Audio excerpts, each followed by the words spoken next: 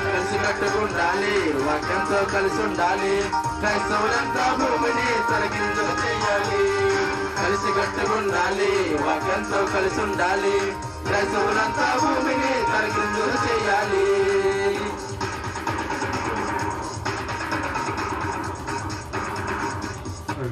పాట పాడి వినిపించిన గ్రూప్ సభ్యులందరికీ దేవస్థానం మనం చేస్తుందండి. రావాలి వారికి దెయ్యం మోడల్ మార్చేసింది కదా. అపవాదం ఏం చేసింది? ఇంకా అందంగా ఉంటారని ఉన్న అందాన్ని ఉన్న మనసునంతా పాడు చేసేసి మార్చేసింది. ఎవరి హృదయాలైనా బాగున్నాయా? మనిషి అందంగా ఉంటాడు కానీ గుణం మనిషిది కాదు అని అంటున్నమాట. అందం అనేది ఎక్కడ ఉంటుందనే లోతుల్లోకి తగ్గవుతుంది. వారి మనసును బట్టి అర్థం కాని లోకం పైన ఉన్న అందాన్ని సౌందర్యాన్ని చూస్తుంది. అవునా కదా? కనుక ప్రేమటి వారులరా యేసు ప్రభు వారి ప్రార్థనలో అన్నాడు, తండ్రి నీవును నేను ఏకమై ఉన్నలాగున వారును ఏకమై ఉండునట్లు. వారునంటే ఎవరు? శిష్యులనే కాదు, ఆయన్ని ప్రేమిస్తూ ఆయన విశ్వసించి ఆయన నమ్మే ప్రతి ఒక్కరికి వర్తించే మాట ఇది. అందరి కొరకు ప్రార్థన చేస్తున్నాడు. మనం కూడా సంఘం అందరి కోసం ప్రార్థన చేస్తాం. ఇక హాస్పిటల్లో ఉన్న వాళ్ళ కోసం, ఇగో పిల్లలు లేని కోసం, ఇగో 10th క్లాస్ పరీక్ష రాసేవారు వాళ్ళ కోసం, వీళ్ళ కోసం చేస్తున్నారు. దేవా మా సంఘం అంతా కలిసి ఉండాలి. కలిసి ఉండాలని ప్రార్థన చేసిన ముందు నేను కలిసి ఉండటానికి అడుగు ముందుకేస్తాను. కలిసి ఉండటానికి నేను తగ్గించుకుంటాను. ఒక మాట పడతాను, కాస్త నష్టపోతాను, ఎన్నో అవమానాలైనా భరిస్తాను. ఎందుకంటే దేవుని ప్రేమను చూపించాలి కదా. అది కనీసం నాలోనైనా నేను నెరవేరుస్తానని అలా ప్రార్థన చేయాలా నెరవేర్చారు. ప్రార్థనలు అయితే చేసేస్తారు. ఎందుకు చేస్తున్నారో తెలియదు, ఎందుకు వస్తున్నారో తెలియదు. అందుకే అక్రమం చేయవారులారా మీరు నా యొద్ద నుండి తొలగిపోండి. మీరెవరో నాకు తెలియదు అంటాడు. ఏం చేత? నేను చెప్పే మాటల ప్రకారంగా మీరు చెయ్యలేదు కనుక. అండి ఈ వాక్యం ఒకటి, మన ప్రవర్తన ఒకటి ఉండకూడదు. 60 ఏళ్ళు అయిపోయింది కదండి. ఎమర్జెన్సీగా మారి అర్జెంటుగా నువ్వు మారితే ఎంతో మేలు. సగం కాలం 40 సంవత్సరాలు అయిపోయింది కదా. ఎప్పుడు ఎంతకాలం బతుకుతో తెలియదు కదా. ఎప్పుడు హార్ట్ అటాక్ వస్తుందో తెలియదు కదా. ఎప్పుడు బీపీ రేజ్ అయిపోతుందో తెలియదు కదా. ఎక్కడ పడిపోతావో తెలియదు కదా. అర్జెంటుగా మారిపోతే ఎంత బాగుంటుందని ఆలోచించాను. ఏంటి జీవితం ఎలా జీవిస్తున్నానా? నా వెనక ఇంత చరిత్ర ఉందా? నా ఊరందరి కోసం నేను ప్రార్థన చేస్తున్నాను. ప్రపంచం అందరి కోసం కుమారుడైన యేసుక్రీస్తు ప్రార్థన చేస్తున్నాడు. ఎలా ఉండాలని? ఏకముగా ఉండాలని. యేసు చేసిన ప్రార్థన రాయితీలు పెంచండి అని కాదు, అంతే కదండి. డబ్బులు పెంచండి అని కాదు. వాళ్ళు మనసు వెతకాలి, వారు వాక్యం కలగాలి. వారికి నా వరం వారిలో ఉండాలి. వారికి నీ నామం వారికి ఇచ్చాను. ఏ నామం? నీ నామం అందు వారిని కాపాడుము. ఏ నామం? ఆయన పరిశుద్ధుడైన తండ్రి, పరిశుద్ధుడు. నీ పరిశుద్ధులో వారిని కాపాడు నాయన. ఆయన చేసిన ప్రార్థన ఈ ప్రపంచంలో ఎవరు అర్థం చేసుకొని చేస్తున్నారు చెప్పండి? ఎవరో చేయట్లేదు, ప్రవర్తించట్లేదు. అందుకని యేసు చేసిన ప్రార్థనకు న్యాయం చేయాలంటే నువ్వేం కావాలి? నువ్వు యేసు జీవితం నీకు అర్థం కావాలి. యేసు జీవితంలో తగ్గింపు, యేసు జీవితంలో నడవడిక, ఆయన ప్రేమ, ఆయన సహనం, మనుషుని పోలికగా పుట్టి దాసిన స్వరూపం ధరించుకొని తను తాను రిక్తినిగా తీసుకున్నాడని విన్నారు కదా. పిలుపులు రాసిన పత్రికలు ఉంటుంది కదండి. 2, 6, 7, 8, 9 వచనాల్ని మీరు రాసుకుని మరలా చదవండి. క్రీస్తు ఉండుటకు అన్ని విషయాలు వెతకండి అంటున్నాడు. 4 ఎఫెసీయులు రాసిన పత్రిక 15. కొద్దిగా వదిలేండి అంటే రాసుకోండి. మీకు కావాలి మరొకసారి చదువుకోవడానికి రాసుకోండి. 21వ వచనం, 17వ అధ్యాయం 21వ వచనం. తండ్రి నా యందు నీవును నీ యందు నేనును ఉన్నలాగున వారును మన యందు ఏకమై ఉండవలనని వారి కొరకు మాత్రము నేను ప్రార్థించట్లేదు. వారి వాక్యము వలన నా యందు విశ్వాసం ఉంచి వారందరూ ఏకమై ఉండవలనని వారి కొరకును ప్రార్థించుతున్నాను. నన్ను ఎంబడించే 12 మంది 70 మంది చుట్టూ ఉన్న వారి నిమిత్తమే నేను ప్రార్థించటం లేదు. నేను యేసుప్రభు ఫ్యాన్స్ యేసుప్రభు అంటే అభిమానం అని తిరిగేటంటి వారి కోసమే కాదు. పేరుకు ఫ్యాన్స్ చాలా మంది ఉంటారు. లోకంలో ఫ్యాన్స్ కోసం అయితే ప్రాణాలు పెడతారు. యేసుప్రభు కోసం ఎవరు శ్రమ పడతారు? ఆయన కొరకు ఎవరు శ్రమ పడతారు? ఆయన కొరకు ఎవరు మాట తింటారు? ఆయన కొరకు ఎవరు నెల ఎవరు బ్రతిమాలుకుంటారు? ఎవరు తగ్గించుకుంటారు? అందుకే ఆ వచనంలో అంటున్నాడు, తండ్రి నా యందు నీవును నీ యందు నేనును ఉన్నలాగునా. అంటే ఇద్దరు ఒకరిలో ఉన్నట్టుగా కాకుండా ఇక్కడ ప్రతి ఒక్కరు అర్థం చేసుకుంటే వారిద్దరూ ఒకటిగా ఉన్నాయంటే వారి మనసులో. కాపురాలు ఎప్పుడు బాగుంటాయని చెప్తారు? భార్యాభర్తలు ఇద్దరు మనసులు ఏం కావాలి? ఒకటిగా ఉండాలి అని. ఒకటిగా ఉంటే ఎవరు విడదీయలేరు. అర్థం చేసుకుని వాహబంధం అర్థం అయిపోతే ఎవరు విడదీయలేరు. వివాహ బంధానికి ఉన్న అర్థం, దాని వెనక దేవుని బంధం అర్థమైతే ఎవరు వైపు నువ్వు చూడవు, ఎవరు నేను విడదీయరు. భర్తను మార్చేయరు, భార్యను మార్చేయరు. సమాజంలో ఎంతమందిని మార్చేస్తున్నారో చూడండి. బంధం విలువ తెలియక, యేసు ప్రార్థన తెలియక పేరుకు క్రైస్తవులుగా ఎలా ఉన్నారు, వివాహ బంధాల్లో అలా ఉన్నారు, జీవితాలలో అలా ఉన్నారు, ప్రతి పరిస్థితుల్లో అలా ఉన్నారు, మానవ జీవితాలలో అలా ఉన్నారు. ఏదో బ్రతికేస్తున్నావు అనుకుంటున్నారు. నీ బ్రతుకు వెనక దేవుడు ఎలాంటి ఆలోచన కలిగి ఉన్నాడో చూడండి. నా యందు నీవును, నీ యందు నేను నువ్వు ఉన్నలాగన మన యందు ఏకమై ఉండవలనని, దేవునితో యేసుక్రీస్తుతో ఏకమై ఉండాలని ఆయన కోరికటండి. మంచిదా చెడ్డదా ఆలోచన? మన వాళ్ళతో వీళ్ళతో లోకంలో చెడిన వారితో కలిసి ఉండాలనుకుంటాం. పరిశుద్ధులతో కలిసి ఉండటానికి దేవుడు అవకాశం. నా పిల్లలు నాతో కలిసి ఉండాలి. నన్ను అర్థం చేసుకోవడానికి నా కుమారుడైన యేసును పంపించాను. ఆయన చూస్తే ఆయనను ప్రేమించాలి అందరూ. ఆయన ప్రేమను చూస్తే ప్రేమించాలి. ఆయన మనసు అర్థం చేసుకుంటే అనేక మంది ఆకర్షించబడాలి. అందుకే నువ్వు క్రైస్తవుడు అయిపోయి యేసు ప్రేమ అలాంటిది. నువ్వైతే గొడవల మనిషి, కొండకోరు. నువ్వు యేసు దయ కలిగిన వాడు. మనమైతే పోతే నాకు లెక్కేటంటాం. మనకి ఏం పోయిందండి? ఇంట్లో ఉంటాం, లేదా మట్లో ఉంటాం, ఎక్కడికో పోతామని అమాయక ఆలోచనలు ఉన్నాం కదా. నా ఎక్కడ పోతాం, ఎవరు చూడొచ్చారని అంటాడు. వాకి గురించి ఎవడని చెప్తుంది. వాడికి ఎక్కదండి. వాడికి ఎక్కడ వాడు దిగుతాడు. ఒకప్పుడు దిగుతుంది ధనవంతుడిలాగా. అప్పుడు ఎంత ప్రాధాన్యపడిన అవకాశం లేదు. అందుకే మా వంతు ప్రయత్నంగా మీ మధ్య చెప్పే సాక్షాత్మయ వాక్యం ఏంటంటే, ఇగో బైబిల్ కలిగిన వారిలో ఇగో యేసు చేసిన ప్రార్థన, యేసు చేసిన త్యాగం, దేవుని ఉద్దేశం, బైబిల్ లేఖనాల పరిశోధన ఏమని చెప్తుందంటే, ఇగో నీవు నేను కలిసి ఉండినట్లుగా వారును మన యందు ఏకమై ఉండవాలనని. ఎలా ఉండాలంటాడంట? వారు వాక్యము వలన. దేని వలన? ఇగో ఆయన చెప్పిన వాక్యమే నాకు పర్లేదండి. మా ఊరు అయ్యగారు వాక్యం బాగుంది, ఆ ఊరు అయ్యగారు వాక్యం బాగుంది, ఆ ఊరు అయ్యగారు చెప్పిన ఎక్స్పీరియన్స్ పక్కన పెట్టు, ఈ ఊరు అయ్యగారు చెప్పింది పక్కన పెట్టు. దేవుని మనసుకు వాక్యం సరిపోతుందో లేదో చూసుకో. ఆత్మీయంగా సరిపోతుందో లేదో చూసుకో. నన్నే అన్నట్టుగా చెప్పాడంటే ఆయన నచ్చలేదని, నేను బాగా పొలం చెట్టు ఎక్కించాడని, నచ్చాడని ఇలా అనుకుంటే పోయేది ఎవరు? నువ్వు పోతావు, గురువు గారిగా నేను పోతాం. గురుగారికి పోతారు, గురుగారు ఇక్కడ ఒప్పుకోరు ఎంతో సేవ చేసినంత మాత్రం. కాబట్టి భూమి మీద ఉన్నటువంటి జీవిత కాలంలో ప్రతి ఒక్కరూ అన్ని విడిచిపెట్టి వాక్యం వలన ఏకం కావాలంటే ఎంత త్యాగం కావాలండి? 1,00,000 రూపాయలు చూపిస్తే, 1,00,00,000 చూపిస్తే, 10,000 చూపిస్తే, 20,000 చూపిస్తే వాక్యాన్ని వదిలేసి వెళ్ళిపోయేవారు ఉన్నారు. అది కాదు ఇది కాదు అని మారిపోయేవారు ఉన్నారు. వాక్యం అర్థమైన తర్వాత వాక్యం తప్ప నాకేం అవసరం లేదు. అందుకే నీ వాక్యమే సత్యము, సత్యమంది వారిని ప్రతిష్ఠింప చేయు నాయన. ప్రతిష్ఠింప చేయండి, నిలబెట్టు. ప్రతిష్ఠింప చేసింది ఇంకా కదలదు. ప్రతిష్ఠింప చేస్తున్నాం ఒక విగ్రహాన్ని, ప్రతిష్ఠ. వాక్యం మంది ప్రతిష్ఠ. ఇంకా నేను ఎవడు గుణపాలతో పొడిచిన, నన్ను పొడిచి తినేస్తున్నా రెండో పక్క నుంచి అన్నా సరే కదలదు. అమ్మ బాబు, అది కదిలేటువంటి మన విగ్రహాలు కదులుతాయేమో కానీ పొడిచిస్తే హృదయంలో నాటబడిన వాక్యాన్ని శత్రువు ఎంత బలమైన గుణపాముతో వచ్చిన కదలకూడదు. కదలదు. వాక్యం ఉంటే కదలవు నువ్వు. అందుకే వాక్యం ఉంటే ప్రతి ఒక్కరు వాక్యం వలన బైబిల్ కలిగినట్టే. బైబిల్లో ఉన్న మాటలు అది దేవుని మనసులో ఉన్న మాటలు. వాక్యము కలిగిన క్రైస్తవులు, బైబిల్ కలిగిన వారు ఎలాగా మాకు బైబిల్ ఉందా, మీకు బైబిల్ ఉంది.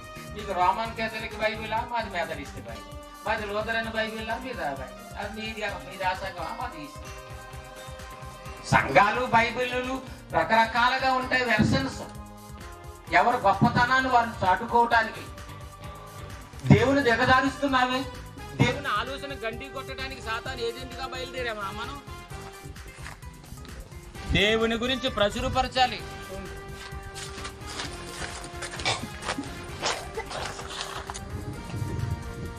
కనుక ప్రేమైనటువంటి దేవుని వారులారా, దేవుని వాక్యాన్ని బట్టి మనం ఆలోచిస్తున్నట్లయితే వాక్యమందు ప్రతి ఒక్కరు ప్రతిష్ఠింపబడితే వాక్యమే సత్యం అంటున్నాడు. నీ వాక్యమే సత్యం.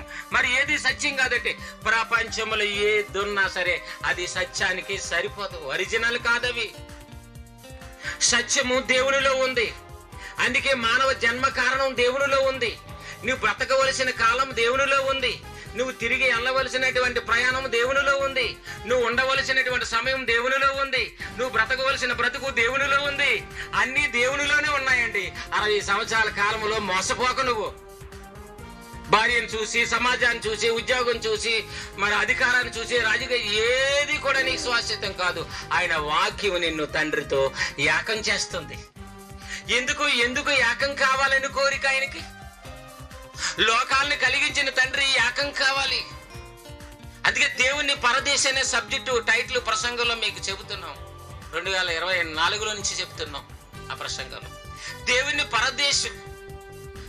పరదేశ్ అంటే కాకినాడలో ఉన్న హోటల్ పరదేశ్ అని, ప్యారడైజ్ అని పెట్టుకున్నారు. అది విశ్రాంతి స్థలం అని అనుకోకండి. డబ్బులన్నీ లాగేసి పంపిస్తారు నేను బయటికి. ఫోన్ పేలో ఉన్న డబ్బులన్నీ పోతాయి. ఆఖరికి డ్రింక్ కూడా వరకు దగ్గర 30 రూపాయలు అయిపోయింది రా బాబు. ఇంత కొడేసాను 30 రూపాయలు ఉంటాయి. ప్యారడైజ్ కదా, అక్కడి నుంచి బయటికి రావు. బిర్యానీ ఎంత అనుకున్నాం, క్వార్టర్ ఎంత, ఇదేట్రా బాబు ఎంత మీటర్ వేసేసేట. బ్యాలెన్స్ లేకుండా పంపిస్తారు. విశ్రాంతి అంటారా చీకట్లో కూర్చోబెట్టి. రూపాయి లేకుండా ఆడ మనిషి, పూలు లేకుండా పిల్లలకు పప్పలు లేకుండా తిరిగి రావాలి. ఆడ పుల్లిగా పోసుకొని వచ్చేస్తాడు. అవునా కదా? విశ్రాంతి అంటే అది విశ్రాంతి కాదు, నీ జేబీ ఖాళీ చేస్తారు. దేవుని పరదేశం ఎక్కడున్నదంటే మీకు అసలు విషయం చెప్తున్నాను. అది ఏకముగా ఉన్న దేవుని సంఘములో ఉందట. నేను విశ్రాంతి మీ మధ్య తీసుకోవాలనుకున్నాడు ఆయన. దేవునికి విశ్రాంతి పరదేశం ఎక్కడున్నదట? ఆత్మలు మరణించినటువంటి ఆత్మలకు పరదేశం అనేది 3వ లోకంలో ఉంటే దేవునికి విశ్రాంతి ఎక్కడున్నదంట? రావుకంపాడులో ఉన్న సంఘములో ఉండాలి. ప్రపంచంలో ఉన్న సంఘాలన్నీ ఏకమై ఉంటే అందులో విశ్రాంతి ఉండాలి.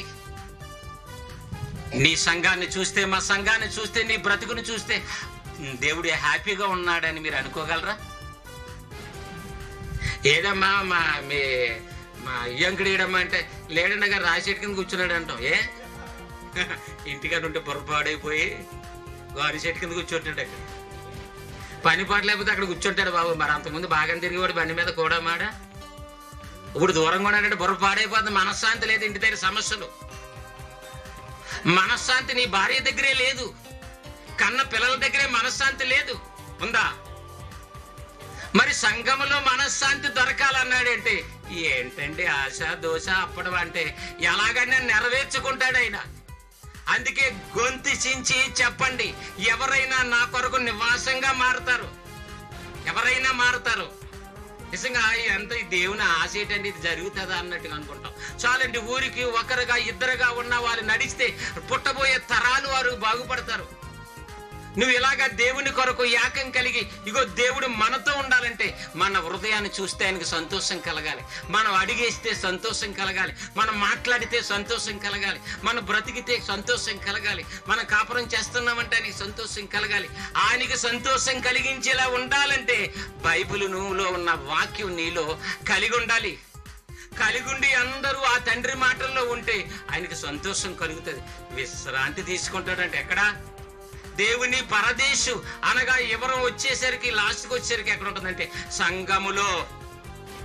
ఇప్పుడు సంఘములో దేవుడు ఉండవలసిన స్థానములో ఇప్పుడు ఎవరున్నారు? అపవాది దెయ్యం ఉంది. వాడు చక్కగా సుఖంగా ఒకరినొకరు వాడిని వేసి, వీడిని అలా చేసి, వాడికి పాట ఇవ్వకు, వీడికి వాక్యం ఇవ్వకు, వీడిని నెల తోసి, వాడిని అలా చేసి, రకరకాల సంఘములోనే అంతే. లోకంలో ఉన్న పరిస్థితుల్లో, అన్ని పరిస్థితుల్లోనే ఇలాగ ఉన్నారండి. ఇలాంటి పరిస్థితుల నుండి దేవుడు ఏకం చేయాలని ఎవరినైనా సరే, క్రైస్తవులనే కాదు, లోకంలో ఉన్న వారితో సహా అందరినీ ఏకం చేయాలని దేవుని ప్రణాళిక. అందుకే వారు మనతో ఏకమై ఉండాలి. ఎలా ఉండాలి? వాక్యము వలన. వాక్యం వలన ఏకం కావాలి. కొంతమంది వాక్యంలో ఏముందిలేండి, వాక్యం పక్కన పెట్టండి ముందు అంటాం. మేమంటాం వాక్యం పక్కన పెడితే ఇంక మన దగ్గర ఏమని చెప్పండి. వాక్యాన్ని పక్కన పెట్టి మీ అభిప్రాయాలు చెప్పుకుంటే మరి గుద్దులాడుకుంటాం. వాక్యం పక్కన పెట్టి మన మనసులో మాటలుంటే అసూయలుగా పెరుగుతాయి. కొరింథీ సంఘంలో ఏం పెరిగాయి? మీలో కలహాలు, కక్షలు, విభేదాలు. ఒకడు పౌలువాడు, ఒకడు కేపావాడు, ఒకడు అపోలేవాడు. వీళ్ళందరూ వద్దు, మేము క్రీస్తువాడును. ఇది ఒక టైటిల్ అండి. నిజంగా చాలా విచిత్రంగా కనిపిస్తున్నారండి ప్రారంభ సంఘాలు కూడా. ఎందుకంటే దుష్టుడు దేవుడు ఉండవలసిన స్థానంలో, దేవుడు కట్టుకున్న ఇంటిలో ఎవరు? మీరే. అందుకే శ్రద్ధగా సైలెంట్ గా వినండి. నేను ఎందుకంటానంటే ఇది దేవుడి ఇల్లుది. ఎందుకు మాట్లాడుకుంటావు? ఎందుకు పక్కన చూసి నవ్వుతున్నావు? ఎందుకు నువ్వు మెడ పక్క తిప్పుతున్నావు? మెడ ఇచ్చిన వాడు ఆయన. మెడను తీసేస్తే నీ పరిస్థితి ఏంటి? దేవుని మాటలను మీరు వినాలి. నీ హృదయంలో అరుకాల నుంచి నడినెత్తి వరకు ఆయన ఆత్మ కదిలింపు చేస్తుంది. ఇగో మైకులో శబ్దంలాగా శబ్దాన్ని ఇచ్చేస్తుంది నాకు. నేను మాట్లాడుతున్నాను, మీరందరూ వింటున్నారు. కారణం ఆయన ఆత్మ ఉంది కనుక. మీరేం చేయాలి? శ్రద్ధగా వినాలి. అందుకనే దేవుడు ఉండవలసిన స్థానములో దశలోనికి రాసిన పత్రిక 2వ అధ్యాయము 2వ పత్రిక 4వ వచనంలో ఉంటుంది. రాసుకోండి. ఏది దేవుడు అనబడును, ఏది పూజింపబడును దానంతటిని ఎదిరించుచు, దానంతటికి పైగా తన్ను తాను హెచ్చించుకొనుచు వాడు గుణాలు కనపరుచుకుంటున్నాడట. వాడు దేవుని ఆలయంలో కూర్చోటున్నాడట. ఏమండి మా సంఘంలో సమస్యలేండి అంటున్నాడు కొరింథీలో ఉన్నవారు. ఫిలిప్పీలో ఉన్నవారు సంఘంలో కూడా సమస్యలు ఉన్నాయట. కొత్తూరు సంఘంలోనే కాదు, వజ్రకోట పరిచర్యలే కాదు, నిలుగుడు పరిచర్యలేనే కాదు. అందుకని ఎవరైనా రెచ్చిపోయారు అనుకోండి, బాబు క్షమించండి బాబు, తర్వాత మాట్లాడదాం, ఇప్పుడు ఈ కాకలో ఉన్నప్పుడు మాట్లాడకూడదని మాట్లాడడం. అందుకని రెచ్చగొడేస్తాడు. ఎవరు బాబు అతను రెచ్చగొట్టుకండి రా బాబు అని మొత్తానికి బాంబే వేస్తాడు అందరి మీద. అందరి మనసులు పాడైపోతుంది. మాట్లాడకండి ఈ సమయంలో. వాడు సరైన. మనం కంగారు పెట్టకూడదండి, తొక్కేస్తారు. ఎవరిని కంగారు పెట్టకూడదు. కోల్ చేయాలి, బ్రతిమలాడుకోవాలంటున్నాడు. అవసరమైతే బ్రతిమలాడుకోవడానికి కూడా నీకు యోగ్యత ఉండాలి. నువ్వు నడిచేవాడు అయ్యుండి బ్రతిమలాడుకోవాలి, నువ్వు సరిచేసేవాడు అయ్యుండి బ్రతిమలాడుకోవాలి. అంతేగాని వాళ్ళ దగ్గరికి వెళ్ళి వాళ్ళకి నచ్చినట్టు బ్రతిమలాడి, వీళ్ళ దగ్గరికి వెళ్ళి వీళ్ళకి నచ్చినట్టు బ్రతిమలాడితే నీ మ్యాప్ అంతా మాకు తెలిసిలే, ఎలా మ్యాప్ తీసుకున్నావు అలా చెప్పారా? మా దగ్గరికి వచ్చి ఆల్మరాజు గారు ఎలా మాట్లాడారు, మీ దగ్గరికి వచ్చి ఎలా మాట్లాడారా? ఇద్దరు మాట్లాడుకున్నారు అనుకోండి, నన్ను నమ్మరు అప్పుడు వాళ్ళు. అందుకని వాక్యమే చెప్పాలి. వాక్యం వలన ఏకం కావాలి. వాక్యం వలన ఏకమైతే దేవుని ఉద్దేశం ఏంటంటే, వాక్యం వలన ఏకమైది నా కుమారుడైన యేసుక్రీస్తునే వారి హృదయాల్లో చేర్చుకుంటే, యేసుక్రీస్తుకే సూటిస్తే, యేసుక్రీస్తునే హృదయంలో ఉంచుకుంటే నేను కూడా మీ దగ్గరికి వచ్చేస్తాను. తండ్రి పరలోకంలో సుఖంగా ఉన్నాడు అనుకోకండి. పరలోకంలో ఉన్న మన బాధే. మా అమ్మ నాన్న పచ్చంగా వండుకుంటున్నారు అనుకుంటాం. ఇక నేను చితగొట్టేస్తున్నాడని తెలితే సుఖంగా ఉంటారా? వాళ్ళు మన గురించే బాధపడుతూ ఉంటారు. పరలోకంలో మనం ఏ బాధ లేదనుకుంటాం. ఆయన పరలోకంలో ఆవేదనతో కన్నీరు కరుస్తుందని. బాగుంటే చెప్పు నాయన, నేను వాళ్ళ దగ్గర మీ దగ్గరికి వచ్చేస్తాను. వాళ్ళు బాగుండాలనే కదా నేను పంపించాను. యోహాను సువార్త 14:23 వచనం. యోహాను సువార్త 14:23 వచనంలో చూడండి ఏమంటున్నాడు. ముగించేస్తాను, అలర్ట్గా ఉండండి యవనస్తులు. ఏమంటే భోజన కార్యక్రమాలను ఏర్పాటు చేసుకుని నెక్స్ట్ టైటిల్ తండ్రి అయిన దేవుడు ఎందుకు అదృశ్యుడిగా ఉన్నాడనే 2వ టైటిల్ ప్రసంగాన్ని వింటారు. అందరూ మళ్ళా భోజనం చేసిన తర్వాత చేర్చబడండి. యేసు ఒకడు నన్ను ప్రేమించిన ఎడల వాడు నా మాటను గైకొంటాడు. ప్రేమిస్తే మాటను గైకొంటాడు. ప్రేమిస్తే ప్రాణాలు తీయడు. ప్రేమించేవని ప్రాణాలు తీసే బాపత లోకంలో ఉంది, ప్రేమించలేదని. కానీ ప్రేమించిన వాడు ఏం చేయాలట? నన్ను ప్రేమిస్తే, యేసుని ప్రేమిస్తే. యేసులో ఏముందంటే ప్రేమ ఉంది. యేసులో ఏముంది? జ్ఞానం ఉంది. యేసులో ఏముంది? ఐక్యత ఉంది. సమాజానికి మార్పు ఉంది. మనిషి జీవితానికి అర్థం ఉంది యేసుక్రీస్తులు. ఎన్నో ఉన్నవండి. అవన్నీ అర్థమైతే ప్రేమిస్తేనండి ఆయన్నే ప్రేమించానండి. ఆయన తర్వాతేనండి మా ఆవిడ, ఆయన తర్వాతేనండి నా పిల్లలు. ఆయనను ప్రేమించాలి. ఆయన అనిపించాలంటే ఆయన గురించి నీకు తెలియాలి. నువ్వు చేసుకోబోయేవాడు ఎత్తు తెలుసు, ఉద్యోగం తెలుసు, వ్యాపారం తెలుసు. నువ్వు నమ్మిన ప్రభు కోసం నీకు పూర్తిగా తెలుసు. తెలీదు గనుక ప్రేమించలేకపోతున్నావు. తెలిస్తే నువ్వు ప్రేమించవలసింది. ఎవరినెవరినో ప్రేమిస్తే వాళ్ళందరూ నిన్ను మోసం చేశారు. యేసు నిన్ను ప్రేమించేవాడు, ప్రాణమే పెట్టాడు. ఏం పెట్టాడండి? ప్రాణమే పెట్టాడు. అంటే నన్ను ప్రేమించేవాడు ఎవడైనా ఉంటే వాడు నా మాటలు గైకొనాలి. అప్పుడు నా తండ్రి వానిని ప్రేమిస్తాడు. నేను చెప్పిన మాటలు నా తండ్రి మాటలు ఇవి. అందుకని అంటాడు, తండ్రి ఈ మాటలు నీ మాటలని చెప్పానయ్యా. ఆ మాటలు వారు విన్నారు. ఆ 17వ అధ్యాయం అంతా ప్రార్థనలో చెప్తాడు. ఆ మాటలంతా నీ మాటలని విన్నారు. ఆ మాటల్లో స్థాపించబడాలని నేను ప్రార్థన చేస్తున్నాను. కాబట్టి ఆ మాటలు, ఆ వాక్యం, ఆ బైబిలు ఆ మాటలు అంగీకరించి వారు హృదయంలో ఉంచుకున్నారు అనగానే తండ్రికి ఎలా ఉంటుందట? సంతోషం కలుగుతుందట. అందుకని ఈయన మాటలు, బైబిల్లో ఉన్న మాటలు ఎవరైతే హృదయంలో కలిగి ఉంటారో అలా కలిగి ఉన్నందుకు తండ్రి ఏం చేస్తాడంట? వారిని ప్రేమిస్తాడు. తండ్రి వారిని ప్రేమిస్తాడు. అప్పుడు ఎప్పుడైతే తండ్రి ప్రేమించాడు అప్పుడు మేము అంటున్నాడు. అక్కడ మేము యేసు ప్రభు ఒక్కరే కాదు, మేమంటే యేసుక్రీస్తు ప్రభు వారు, తండ్రి అయిన దేవుడు, పరిశుద్ధాత్మ కుమారుడు అయినటువంటి పరిశుద్ధాత్మ దేవుడు. మేము వాని యొద్దకు వచ్చి వాని యొద్ద నివాసం చేస్తాడంట. పరలోకం వదిలేసి రావుకుంపాడులో ఉన్న సంఘానికి రావాలి. మీరేం చేస్తారు? రావుకుంపాడులో ఉన్న ప్రతి ఒక్కరిలో, ఇక్కడ అన్ని ప్రాంతాల్లో చేర్చబడిన ప్రతి ఒక్కరిలో రావటానికి అవకాశం ఇవ్వాలి. అందరికీ అన్ని అవకాశాలు, అన్ని చోట్లు, అన్ని పనికిమాలి పనులకు చోటు ఇవ్వడం కాదు, దేవుడు రావటానికి అవకాశం ఇవ్వండి. ఓ సహోదరుడు అన్నాడు, అయ్యా మీరు మధ్యాహ్నం రిలాక్స్ అవ్వడానికి మా ఇంటి దగ్గర నివాసం ఉంది, సదుపాయం ఉంది అంటాడు. మంచిది. నేను ఆ సదుపాయాల కంటే దేవునికి ఎవరు నివాసం ఇస్తారో వారిని ఎక్కువ ఇష్టపడతాను. నాకు ఎవరు షెల్టర్ ఇవ్వకపోయినా పర్లేదు, సరిగా పలకరించకపోయినా పర్లేదు, దేవునికి అవకాశం ఇవ్వాలి. నీకు పెద్ద ఇల్లు ఉండదు, నీకు ఏ ఉండదు, అన్నీ ఉంటాయి. ఒక సహోదరుడిగా ప్రేమించి మా దగ్గర ఉండండి అయ్యంట. అదే దేవునికి ఇవ్వండి మొదటి అవకాశం. దేవుడు ఉండేలాగా ఇవ్వండి హృదయంలో. అప్పుడు నీ ఇంటిలో అనేక మంది భక్తులు, అనేక మంది సేవకులు, అనేక మంది నీ దగ్గరికి రావాలని వారు ప్రేమతో ఉంటారు. అందుకని మేము వాణి యొద్దకు, మేము మీ దగ్గరకు వచ్చేస్తాం. హైదరాబాద్ వెళ్ళడం అంటే సరదా కదండి. ఏం చేత?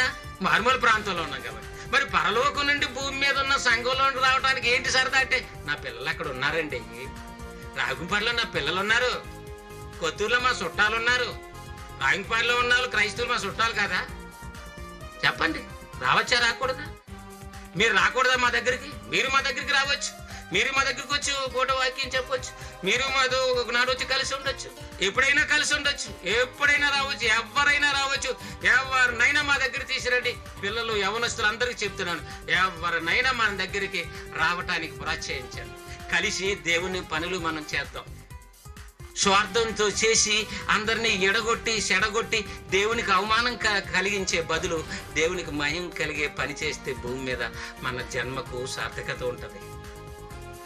అంచేత మీరు రండి, మమ్మల్ని తీసుకెళ్ళండి, అందరూ కలండి. మిగతా చూడండి, అందరూ కలిసి ఉంటారు. ఏ వర్గానికైనా పార్టీకైనా. క్రైస్తవులైన వారిలోని భేదాలు, కక్షలు ఎందుకని?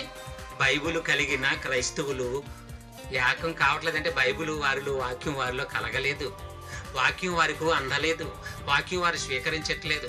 అందుకే మేము ఎవరైతే వాక్యాన్ని స్వీకరించిన మాటను ప్రేమిస్తారో, మాట వింటేనే కాదండి పిల్లల పట్ల సంతోషం, వాక్యాన్ని వింటేనే సంతోషం. అప్పుడు చల్లనీళ్ళు ఇచ్చిన సంతోషమే ప్రేమతో.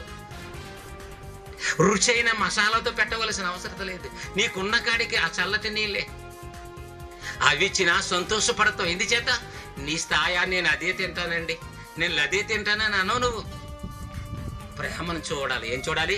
ప్రేమను చూడాలి. ఏమన్నా ఇల్లు ఉంది కానీ అయ్యగారు వెళ్ళి పెద్ద ఆయన బోధించే ప్రేమ, ఆయనతో మనకున్న సావాసం చూడాలి.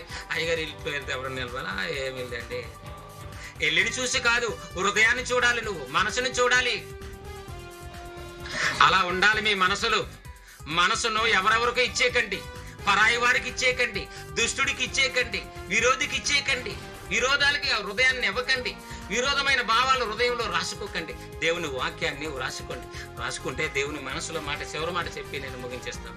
ప్రకటన గ్రంథం 21:3 ఇదిగో దేవుని నివాసం మనుషులతో కూడా ఉన్నది. ఇదిగో దేవుని నివాసం అంటే ఎవరితో ఉంది? ఇగో ఆ కట్టిన గుడిలో లేడు, గుడిలో ఉండడట. నువ్వు కట్టిన గోడల్లో కాదట. మరి ఎక్కడున్నది?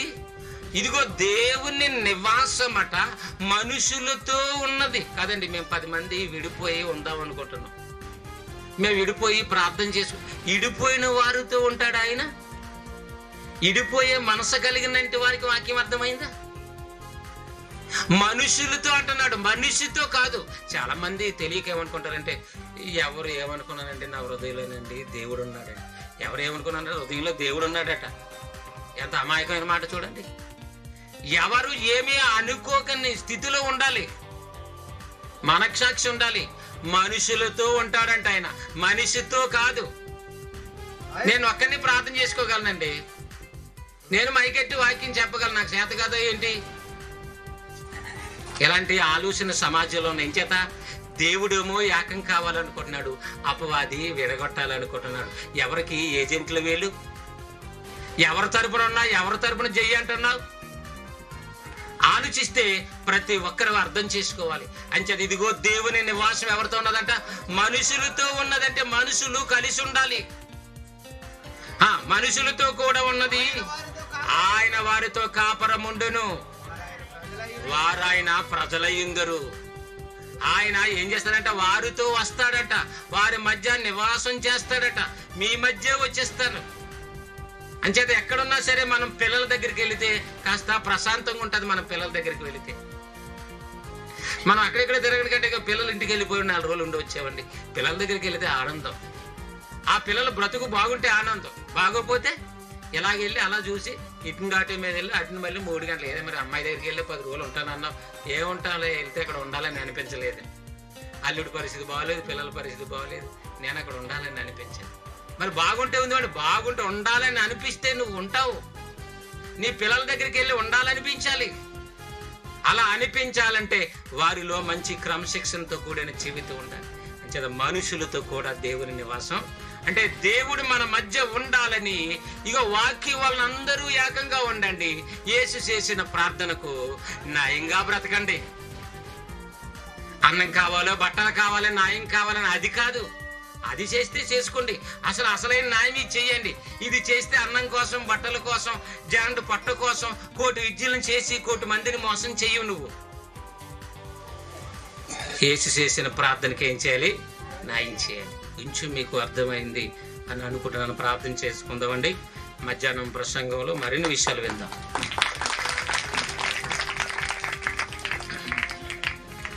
మహా ప్రేమ కలిగిన మా తండ్రి, ఈ ఉదయకాల సమయం నుండి మధ్యాహ్న కాల సమయంలో 1.5 గంటల పైగా నీ అమూలమైన నీ మాటలు నీ పిల్లలకు అందిస్తున్న వేళ, ఈ రావుకంపాడులో ఉన్న నీ పిల్లలు, స్థానిక దైవజనులు, స్థానిక సంఘ కాపరులు, స్థానిక విశ్వాసులు, స్థానికంగా ఉన్న చుట్టుపక్కల ఉన్నవారు ఎంతో ప్రేమతో నీ వాక్యాన్ని వినటానికి సమయాన్ని వెచ్చించి కదలకుండా ఉన్నారు నాయన.